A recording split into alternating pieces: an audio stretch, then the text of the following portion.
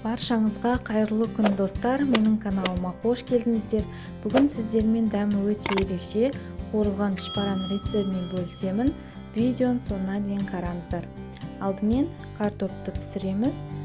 Тазаланған картопқа су татымына қарай тұз қосып, баяу отта пісіреміз. Енді піскенше қамырын дайындаймыз. Жылы сүт, жылы су және де ерітілген сары май қосып, қанша мөлшерде қажет екен төменде описаниеда қалдырамын. Және жарты шай қасық тұз, жарты шай қасық ас содасын қосып барлығын жақсылап араластырып, осындай кесенің көмегімен 3 кесе ұн қосамыз да қамыр илейміз.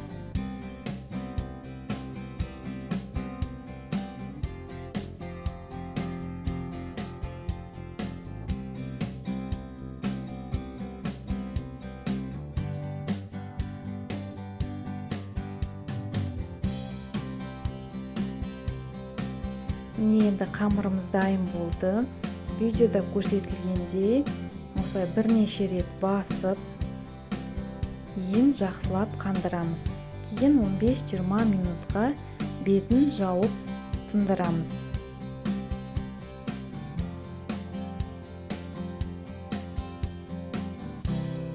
Енді картоптарымыз пісті.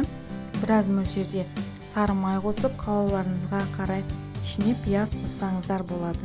Барлығын езіп пюре жасаймыз да, толығымен суыту қажет. Толығымен суымаса қамырымыз бұлжырап кетеді. Енді қамырды жаямыз.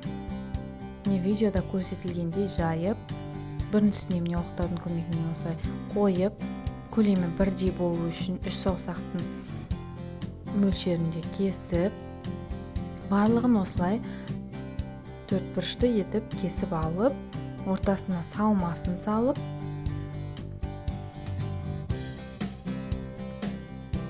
жан жағын жақсылап жабыстырамыз. Картоптары шығып кетпеу үшін жақсылап жабыстыру тиіс.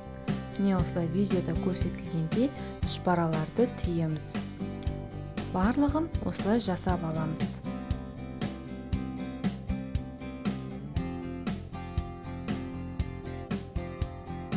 Енді осылай барлығын жасап алып, қызып тұрған майға тұшпараларды салған соң оттың астын кішкене баяулатып, іші толығымен пісіру үшін осылай барлығын пісіріп, сүзіп аламыз. Міндетті түрде жасап көріңіздер. Сіздермен болған салтанат. Видео ұнаса лайк басып, комментарий жазып, каналыма тіркелуді ұмытпаңыздар.